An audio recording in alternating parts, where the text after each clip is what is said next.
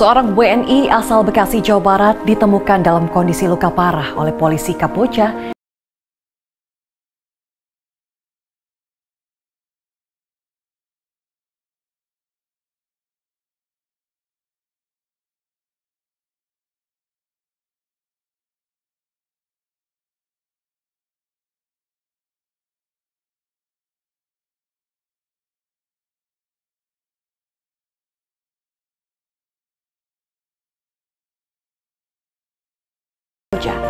Bersama saya Ana Telita, kita simak ulasan selengkapnya dalam program Benang Merah.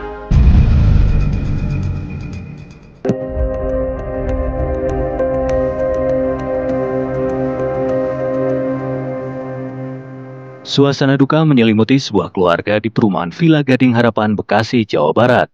Iwan Sahab, pemuda berusia 28 tahun yang menjadi tulang punggung ekonomi keluarga mereka, tewas dalam kondisi penuh luka di sekujur tubuhnya. Kabar duka itu mereka terima dari Kedutaan Besar Republik Indonesia di Phnom Penh, Kamboja pada 14 April 2025. Iwan Sahab pamit bekerja ke luar negeri sejak Februari 2024. Kepada keluarga, ia mengaku mendapat mutasi dari perusahaan lamanya di Indonesia. Namun, harapan untuk mendapat pekerjaan dan penghidupan yang lebih baik bagi keluarganya kini sirna. Iwan tak akan pernah pulang lagi ke rumah mereka. Keluarga pun harus merelakan jenazah Iwan untuk dimakamkan di Kamboja. Ketika dirawat di rumah sakit di Kamboja, Iwan sempat bercerita pada keluarganya bahwa ia dianiaya dan disiksa belasan orang karena tak berhasil memenuhi target kerja. Iwan mengaku disiksa di sebuah ruangan selama 2 hari berturut-turut. Nggak omset, gue nggak target. Akhirnya dia kayak ditarik begitu, cuman nggak tahu menau kan. Dia ditarik, dia dimasukin dalam ruangan, langsung dipukul, disetrum. Melalui telepon video, keluarga menyaksikan kondisi Iwan yang penuh luka di sekujur tubuhnya. Tendang, disiksa, dia bilang itu, dia cerita begitu. Habis itu dia pingsan, gak ingat lagi. Terus saya tanyain, itu berapa orang? Terus dia bilang sekitar 15 orang. Setelah tak sadarkan diri, Iwan dibuang begitu saja di jalan. Ia ditemukan polisi setempat dengan kondisi tanpa busana, kemudian dibawa ke rumah sakit. 14 April 2025, Iwan dinyatakan meninggal dunia. Rekam medis menunjukkan adanya benturan di kepala yang menyebabkan kemungkinan putusnya pembuluh darah di otak. KBRI di Phnom Penh telah mengonfirmasi kematian Iwan. Namun, karena Iwan tidak terdaftar secara resmi sebagai pekerja migran, pihak berwenang kesulitan untuk menelusuri perusahaan tempat Iwan bekerja guna meminta pertanggungjawaban. Sementara itu, seorang ibu di Banyuwangi, Jawa Timur, sudah sebulan mencari kepastian mengenai anak satu-satunya yang dikabarkan meninggal dunia di Kamboja. Kabar itu didapat Sulastri dari seorang pria yang berada di Kamboja pada 5 April 2025. Namun, Sulastri tak diberi kejelasan terkait surat keterangan kematian atau foto-foto jenazah anaknya. Pihak keluarga tidak tahu dia kerja di mana, tapi dia Januari itu mengabarkan tiba-tiba dia itu ada di Kamboja. Mengabarkan semua keluarga bahwa dia kerja di sana. Sulastri terakhir kali berkomunikasi dengan Rizal pada 16 Maret 2025. Saat itu, Rizal berniat mengirimkan sejumlah uang untuk bekal Idul Fitri bagi keluarganya. Tapi ia mengaku kesulitan dan mengatakan ia bekerja dengan tangan di borgol karena tidak dapat memenuhi target kerja. Di 16 itu masih berhubungan masih sama saya yang terakhir itu. Yang terakhir kali dia ucapkan, doakan Bu, saya selamat Bu.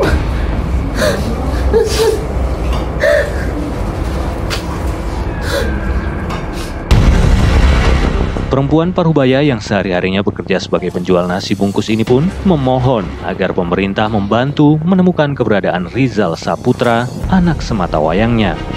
Kabar terakhir yang didapat Sulastri, jasad putranya disimpan di tempat penyimpanan jenazah di daerah Phnom Penh. Bisa ngirim tanggal 15 itu katanya gajian. Saya sampirin Bu, ya wes, ternyata dia nggak bisa. Habis itu tanggal 15 dia ngomong nggak bisa, terus gini, doakan Bu, aku selamat di sini Bu. Iya nak, tak doakan kamu nak. Rizal Sampurna yang berusia 30 tahun ini adalah lulusan sekolah pelayaran yang mengadu nasib ke luar negeri demi memberikan kehidupan yang lebih layak untuk keluarganya. Mengabarkan keluarga itu bulan Januari. Kakak saya itu bekerja di sana itu sebagai, bilangnya ke ibunya itu sebagai paket, Mbak. Karena ibunya memiliki penyakit jantung, dia takut, bilang kalau dia di sana itu kerjanya sebagai scam atau judol gitu, Mbak. Dia bilang di temannya dia bekerja sebagai scam judol di sana. Kementerian Pelindungan Pekerja Migran Indonesia mengonfirmasi kematian 2 WNI yang diduga menjadi korban tindak pidana perdagangan orang di Kamboja. Kedua korban diketahui bernama Rizal Sampurna asal Banyuwangi, Jawa Timur, dan Iwan Sahab asal Bekasi, Jawa Barat. Keduanya dipekerjakan sebagai scammer atau admin penipuan online.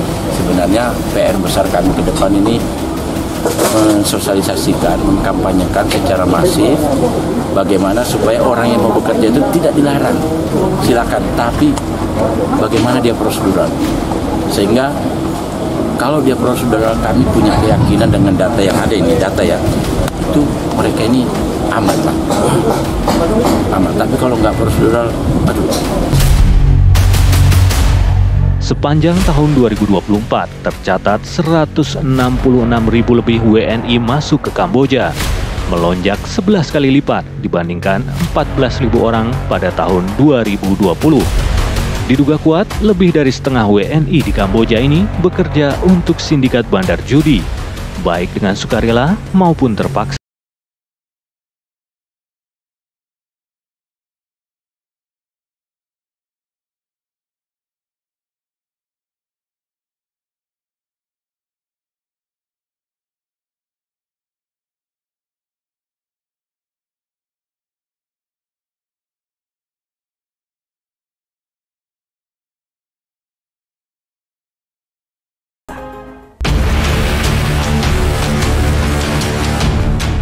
Polisi telah berulang kali menangkap para bandar judi online dan anggota jaringannya. Namun, judi online tetap saja tumbuh subur di tanah air.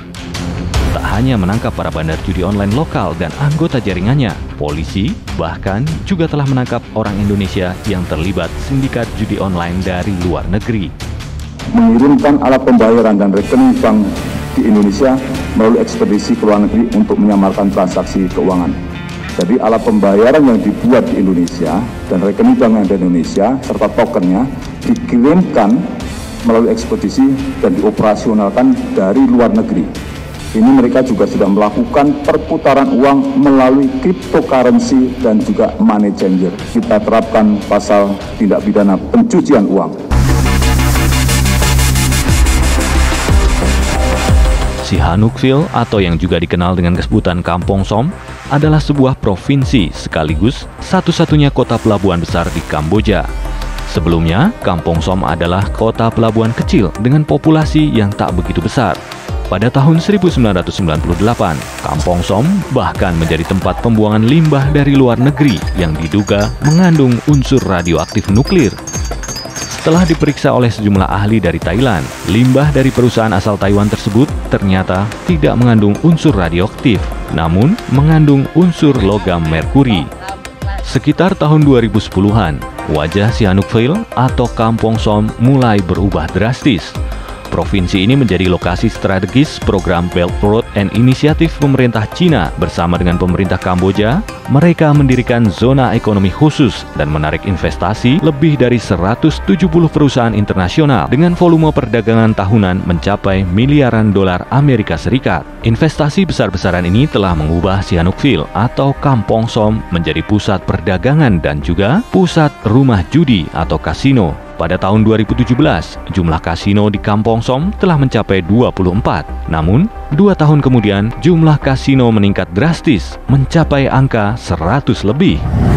Saat ini, diperkirakan ratusan kasino beroperasi dalam jarak berdekatan di Kampong Som, bahkan jauh lebih padat dari lokasi antar kasino di Las Vegas, Amerika Serikat.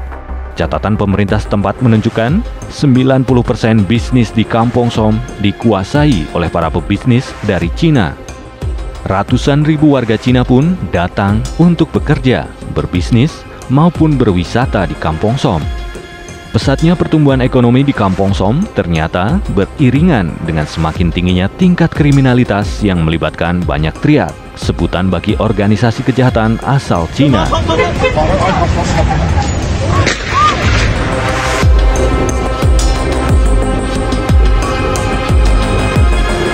Beragam modus kejahatan, bahkan pembunuhan, menjadi sesuatu yang tak asing di Kampong Som. Bahkan seringkali, korban pembunuhan tersebut dibuang begitu saja di tengah jalan raya.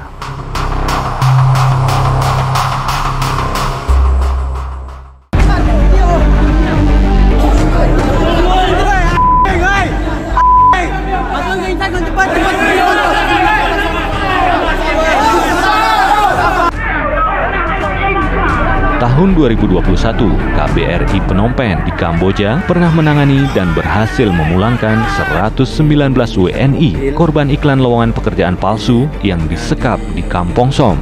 Daerah Kamboja, kami minta tolong pada rekan-rekan pemerintah untuk menolong kami karena kami baru ribut tadi malam di Kambojanya tersebut melawan perusahaan cungkoknya.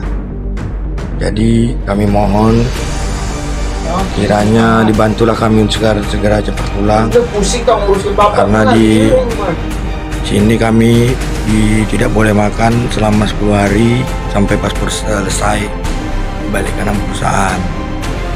Nah, jadi intinya kami di sini dilarang makan untuk di perusahaan. Kalaupun seandainya tidak memiliki uang, kami mati kelaparan di sini. Ini kami posisi masuk di Sihanoukville. Kami yang melakukan bentrok tadi malam. Dalam waktu 1 kali 24 jam, kalau pemerintah KBRI atau pemerintah pusat tidak datang kemari, kami tidak tahu lagi nasib kami bagaimana. Inilah teman-teman kami di kamar ini sedang berjuang melawan kehidupan. Saya mohon pada pihak yang terkait, apapun itu yang tertinggi di Indonesia, kami mohon bantuannya. Kami tak tahu lagi nasib kami bagaimana di sini. Tahun 2022, kasusnya meningkat. Tercatat 291 WNI menjadi korban penipuan. Bahkan, sedikitnya 53 WNI yang menjadi korban penipuan tersebut dipaksa untuk ikut terlibat sindikat perjudian online.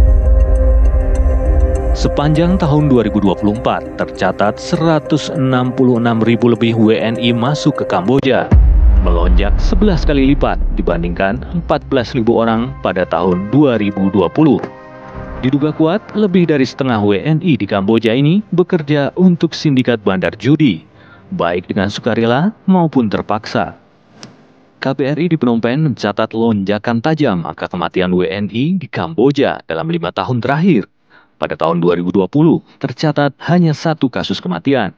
Sedangkan pada tahun 2024 terdapat 92 kematian atau melonjak hampir 100 kali lipat.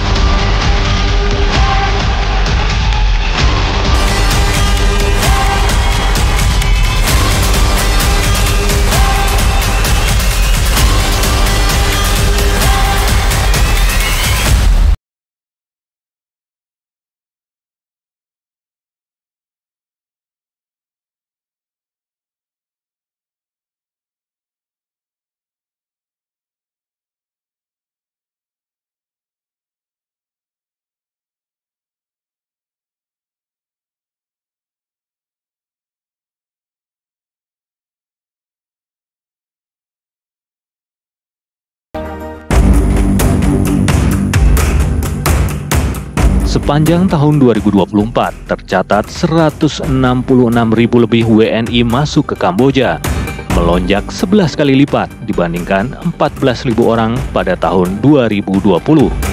Diduga kuat, lebih dari setengah WNI di Kamboja ini bekerja untuk sindikat bandar judi, baik dengan sukarela maupun terpaksa. Saya minta bantuan. Saya sudah disekap sudah beberapa hari. Ya, ini baru saya dikasih HP. Saya nggak ada makan, nggak ada minum. Jadi saya minta tolong untuk bantuin saya pulang. Saya di sini dijual. Secara teknis dan aturan, Indonesia dengan negara Kamboja itu tidak memiliki perjanjian untuk penempatan pekerjanya. Artinya apa? Para pekerja yang kemudian, para warga kita yang kemudian bekerja di Kamboja itu, mereka pada awalnya berangkat secara menggunakan visa turis. Nah, kemudian setelah itu mereka bekerja. Nah, mereka bekerja di sana itu posisinya adalah bekerja di banyak sektor. Ada yang bekerja di perhotelan, ada yang bekerja di rumah makan. Kalau kondisi di Kamboja itu seperti kayak mini Indonesia. Di mana-mana itu orang Indonesia semuanya. Pedagang asongan itu Indonesia semua. Gerobak-gerobak Indonesia begitu banyaknya. Nah, itulah yang menyebabkan akhirnya banyak orang-orang kita yang terbujuk rayuan-rayuan melalui media sosial mau datang ke sana, tapi kemudian dimanfaatkan oleh oknum-oknum dengan cara menawarkan iming-iming jabatan yang tinggi, gaji yang besar. Tapi kemudian mereka sampai di sana tidak bekerja sesuai dengan harapannya. Misalnya, kamu mau nggak kerja sebagai pelayan di restoran atau bekerja di hotel, tapi sampai di sana dibawalah ke judi online. Waktu itu tuh saya sempat gak kerja terus dapat tawaran dari teman, mau kerja nggak lu bisa ngedit kan? Bisa nih. Oh ya udah, mau dong berangkat ke sana. Tapi gimana? Nggak punya paspor sama nggak punya uang buat berangkat ke sana. Udah tenang, semua udah diurusin.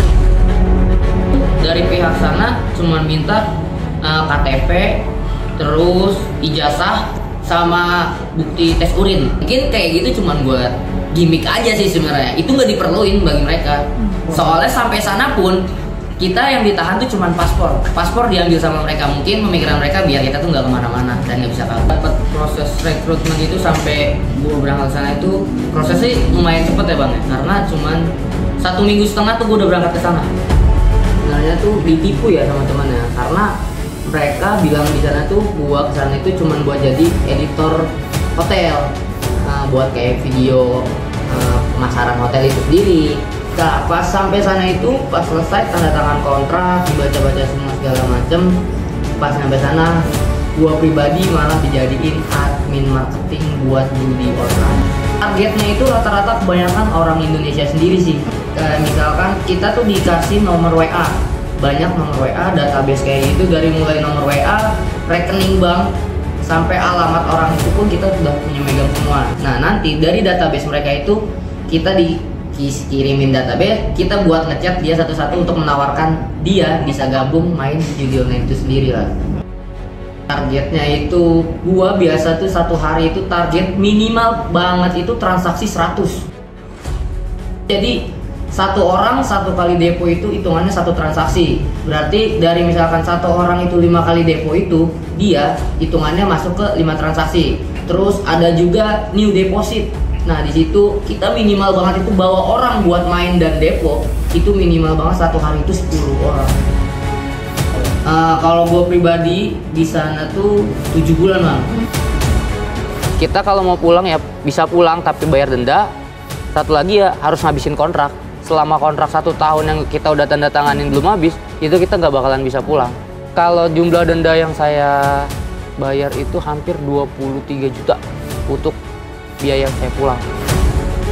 Saya tuh bisa kekumpul uang sebanyak itu ya karena bener-bener kerja, gajian, dapat bonus segala macam, itu nggak ada yang saya pakai buat segala macam. Ya udah, saya ngerasain bener-bener meri di sana karena pengen buat pulang ke Indo gitu loh. Dapat berita banyak. Karena saya pengen pulang itu dapat banyak berita, dapat kabar soal banyak karyawan Indonesia yang kerja di situ tuh disetrum, terus dipukul, ya sampai bahkan tuh ada berita tuh sampai meninggal kayak gitu loh karena ya disetrum gak kuat, mungkin kayak gitu sih.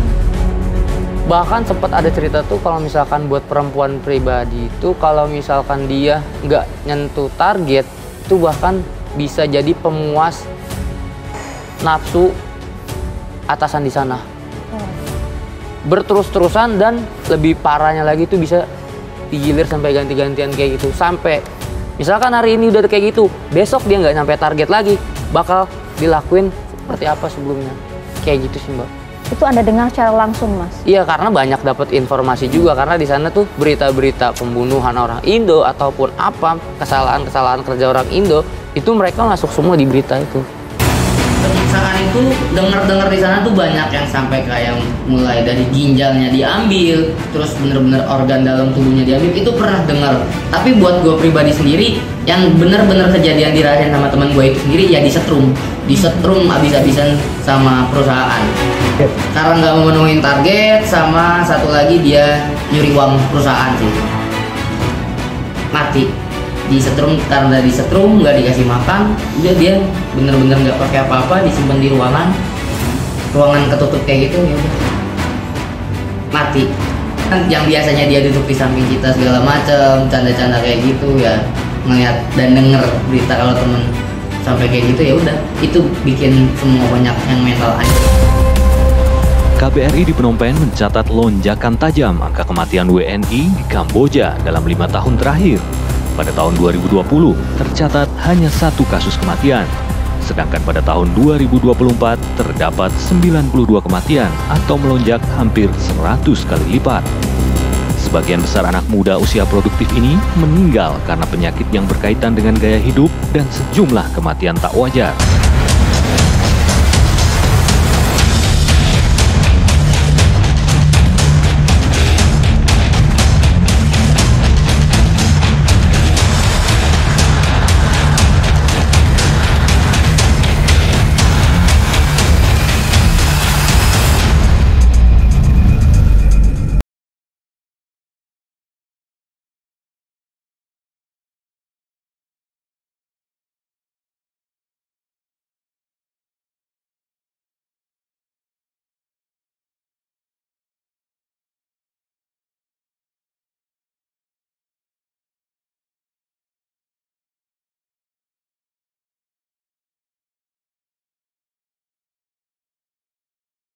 Orang.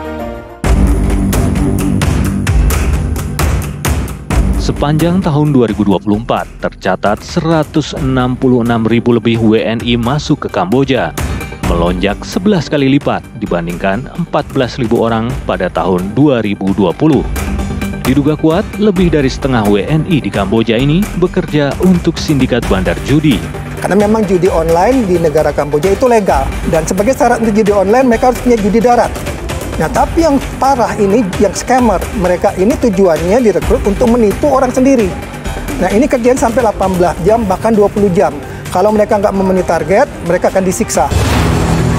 KBRI di Phnom Penh mencatat lonjakan tajam angka kematian WNI di Kamboja dalam 5 tahun terakhir. Pada tahun 2020, tercatat hanya 1 kasus kematian. Sedangkan pada tahun 2024 terdapat 92 kematian atau melonjak hampir 100 kali lipat. Sebagian besar anak muda usia produktif ini meninggal karena penyakit yang berkaitan dengan gaya hidup dan sejumlah kematian tak wajar. Seorang pemuda asal Bekasi, Jawa Barat dikabarkan tewas di Kamboja pada 3 Maret 2025.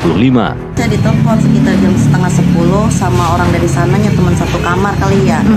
Katanya Soleh ditelepon video callan dah saya sama dia. Saya ngeliat anak saya udah nggak kenal sama saya. Terus saya ditanya sama Rai itu, ibu apa si Soleh punya riwayat kejiwaan? Saya bilang nggak ada. Nggak punya riwayat penyakit ya? Nggak ada itu kayak sobekan gitu di perutnya pas waktu saya mandi. Dugaannya apa, Bu?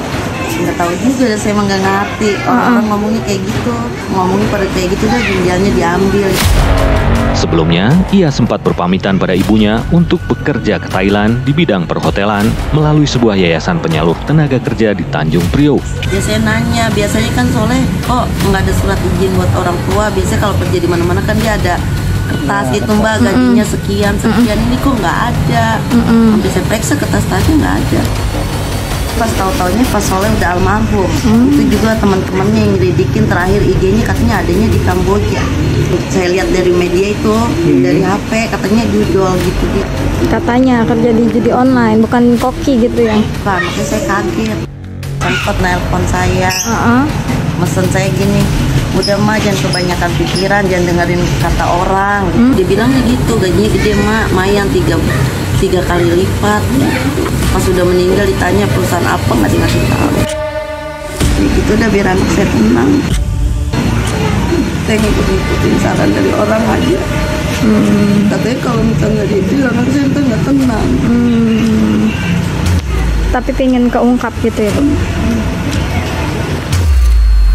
Bu, tapi ada niatan untuk melaporkan kasus ini ke polisi, Bu? Ya, terserah saya mah kalau dia ngebantu, Mbak. Biar nggak ada korban lagi seperti anak saya, Mbak. Kayak saya orang tua, jadi orang tua. Iya gitu, tertipu dah. Bilangnya di hotel. Tiba-tiba kerja jadi gituan. Anak saya kan nggak hobi main-main gituan, nggak pernah main slot emang, Mbak. Nggak ngerti. Ibu dan pihak keluarga kemudian mendatangi Polda Metro Jaya untuk membuat laporan atas kematian tak wajar mendiang anaknya yang diduga menjadi korban tindak pidana perdagangan orang. Kita sedang berupaya membantu baik melakukan advokasi di sana, yang kedua termasuk rencana pemulangannya. Memang saya harus tegaskan sekali lagi ya, Kementerian P2MI tidak ada kerjasama penempatan ke Kamboja, ke Thailand, dan Myanmar. Kalau boleh hari ini saya menyatakan saya melarang, bukan sekedar menghimbau, melarang semua warga Indonesia untuk bekerja di 3 negara tersebut karena rawan TPPO. Kami mencoba mencatat tahun 2020 sampai tahun 2025 ini, tren kasus di Kamboja itu naik drastis, tidak hanya kuantitas tapi kualitas kasusnya naik. Nah, kelihatan mata yang jelas-jelas bahwa ada ribuan orang di Kamboja yang dieksploitasi setiap hari. Bahkan kami melihat dari video-video dikirimkan ke kami, ada yang disetrika, ada yang disetrum, kemudian yang ada diseret pakai motor dan segala macam ketika tidak mempunyai target. Itu bukan 1-2 orang? Bukan 1-2 orang. Tahun 2020 itu adalah ada 104 korban perdagangan orang Kamboja yang sudah kami proses secara hukum di Pengadilan Negeri Tangerang. Tetapi mirisnya adalah ketika kami proses secara hukum di Pengadilan Negeri Tangerang, maka bukan Undang-Undang 21 tahun 2000 perdagangan orang, tetapi menggunakan Undang-Undang 18 tahun 2017. Sanksinya 1 tahun dengan denda 100 juta dan segala macam. Ini kami mencatat juga, kami agak miris, ini hati-hati dengan 2 korban meninggal ini. Maka kami bersuara bahwa harus ada otopsi yang jelas, transparan, keterlibatan negara, kemudian diberikan kepada anggota keluarganya. Ini adalah ada dugaan-dugaan yang sistematis, tidak hanya kemudian bicara pekerja migran, tetapi ini katakanlah modus perdagangan orang dengan politik upah murah. Mungkin teman-teman tahu siapa sih pemilik judol di sana? Siapa bos-bos kemudian yang menjadi scam di sana? Kami nggak tahu, Mas. Kami tahu. Itu semua mengatakan kok bos-bosnya orang Indonesia. Mungkin teman-teman bisa cerita nanti. Orang-orang Indonesia di sana semua banyak kemudian yang berperan aktif bahkan menguasai sebuah perusahaan-perusahaan di sana. Rata-rata hampir semua karyawan yang ada di sana itu orang Indonesia. Petinggi pun bahkan orang Indonesia semua. 99% malah, hampir semua. Bisa sampai 2000-an. Bahkan hampir saya bilang itu 98% pengusaha pemilik Gideon itu orang Indonesia. Ini betul ya, Mas, berdasarkan fakta dan juga data ya. Kita nggak main-main di sini, kita berbicara mengenai data. Betul. Anda bertemu secara langsung? Bertemu secara langsung. Tapi saya tidak kenal, karena kan gimana ya, karena muka orang-orang Indonesia, ketemu pun juga mereka pakai bahasa Indonesia, dan rata-rata itu emang bener-bener orang Indonesia semua sih, Mbak.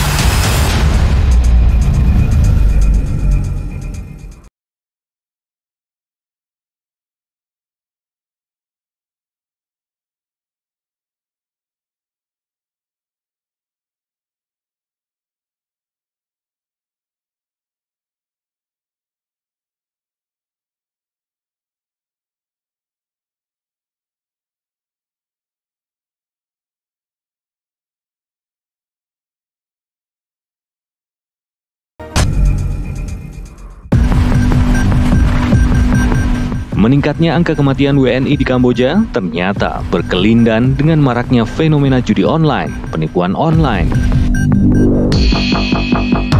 industri narkoba, perdagangan orang, dan kejahatan terorganisir lain yang dilakukan sindikat transnasional dari sejumlah wilayah di Sungai Mekong, terutama di kota Sihanoukville atau Kampong Som di negara Kamboja. Sementara itu, di Indonesia, polisi berulang kali menangkap para pelaku kejahatan yang berkaitan dengan organisasi kejahatan dari Kampong Som, mulai dari sindikat penipuan online, sindikat perdagangan ginjal manusia, sindikat perdagangan orang, hingga sindikat judi online yang kini begitu masif dan menjangkiti warga tak ubahnya pandemi. Karena banyak berhubungan dengan para pelaku yang ada di luar negeri, dari skema yang dilakukan oleh para pelaku dan maupun kegiatan operasional praktek perjudian online tersebut, di mana pengendalian dan server perjudian online berada di luar negeri, maka Polri tentu akan terus bekerja dan terus akan melakukan kerjasama polis to polis dengan kepolisian negara lain dalam pengungkapan tindak pidana perjudian online. Bersamaan dengan itu, ribuan bandar dan anggota jaringan judi online ditangkap polisi. Ribuan rekening terkait judi online diblokir PPATK. Jutaan situs judi online diblokir Kementerian Komunikasi dan Informatika. Sementara itu, 166.000 lebih WNI masuk ke Kamboja. Diduga kuat, lebih dari setengah WNI di Kamboja ini bekerja untuk sindikat bandar judi dan kejahatan terorganisir lain yang dijalankan sindikat kriminal transnasional dari sejumlah negara Asia Tenggara seperti Kamboja, Myanmar, dan Thailand. Kepada Bapak Prabowo, Presiden baru kami, tolong kami Pak, di Myanmar Pak, kami disekap, disiksa Pak. Tolong Pak, tolong Pak, kami Pak, tolong Pak, kami disekap, disiksa, disetrum. Kita dihakimi Pak. Tolong Pak, kami sudah tidak kuat di sini Pak. Ini udah 2 tahun. Semua yang tekan Pak, tolong Pak. Tolong Pak, tolong segera Pak. Tolong kami Pak, tolong. Segera Pak, segera Pak. Bapak Prabowo, pimpinan DPR, semua orang-orang hebat Indonesia, tolong kami. Saya punya anak masih kecil Pak, 2 orang. Pak. Saya Robiin Pak dari Indramayu ini. Dari Kalimantan, dari Bekasi Pak. Dari Semarang Pak, saya tolong Pak, segera. Terima kasih Pak. Saya minta bantuan. Saya sudah disekap, sudah beberapa hari. Ya, ini baru saya dikasih HP. Saya nggak ada makan, nggak ada minum. Jadi saya minta tolong untuk bantuin saya pulang. Saya di sini dijual. Doakan pula keselamatan di sini tuh. Ya Nata, doakan kamu nak. Gue nggak omset, gue nggak target. Akhirnya dia kayak ditarik begitu, cuman nggak tahu menau kan.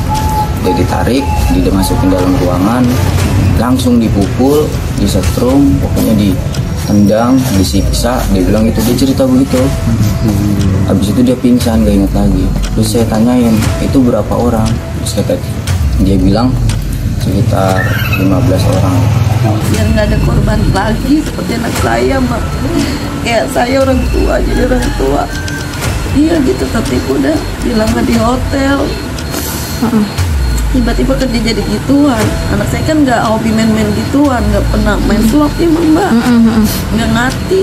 Rata-rata hampir semua karyawan yang ada di sana itu orang Indonesia. Petinggi pun bahkan orang Indonesia semua. Bahkan hampir saya bilang itu 98% pengusaha pemilik judion itu orang Indonesia. Tapi gimana caranya saya buat ngelawan gitu. Ya berani speak up kayak gini biar semua juga tahu. Jangan sampai apa yang saya rasain bisa terjadi di mereka semua. Kalau untuk ancaman, pasti ini nanti banyak yang ngechat-chat ya. Ya saya sih peduli apa kata orang ya. Yang penting pesan saya itu cuman kayak udah stop. Jangan ada pernah yang tergiur dengan kerja di sana gaji segini. Stop. Cukup saya aja gitu loh. Yang rasain ini saya udah cerita gitu loh. Kehidupan di sana kayak gimana. akar masalah yang perlu diberantas oleh KP2M ke depan adalah ini adalah modus perdagangan orang dengan upah murah untuk bisa dieksploitasi, kemudian lepas daripada jaminan pelindungan. Maka kemudian KP2MI agak sulit Mbak untuk melindungi yang online scam. Salah satu kemudian yang bisa melindungi adalah Kementerian Luar Negeri menggunakan Undang-Undang 39 tahun 99 dan Permenlu nomor 5 tahun 2018 sebagai perlindungan warga negara Indonesia. Ini agak sulit, tetapi sesulit apapun kalau kita betul-betul misalkan lakukanlah investigasi menyeluruh. Kalau memang sudah banyak mengatakan, oh ternyata peran-peran orang Indonesia juga sangat pasif di sana, siapa kemudian, maka ya kami katakan ini sudah menjadi harus tanggung jawab dan kemudian Pak Presiden juga harus mulai bicara soal ini. Penegakan hukum yang tidak ragu-ragu. Saya minta Jaksa Agung, Kapolri, BPKP, Badan Intelijen Negara fokus ancaman yang berat bagi kita, judi online, narkoba, penyelundupan, penyelewengan, korupsi, kebocoran. Hanya dengan penegakan hukum